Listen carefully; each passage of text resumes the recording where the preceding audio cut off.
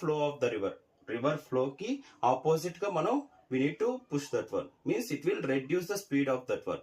Now what is the, now see the first problem. The speed of the boat in still water is how much? It is 10 kilometer per hour, and speed of the current is how much? 4 kilometer per hour. Current అంటే ఏంటంటే flow of the water, current flow, అది river flow ఎంత speed తో వస్తుంది?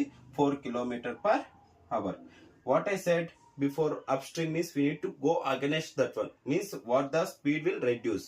What is the still water? 10 minus 4, how much? Upstream speed is 6 kilometer per hour. Now downstream speed is how much? It will add upon the 4, means 10 plus 4 ఎంత అవుతుంది? 14 kilometer per hour is the speed in upstream. Downstream 14 kilometer per hour is the speed in downstream, and 6 kilometer per hour is the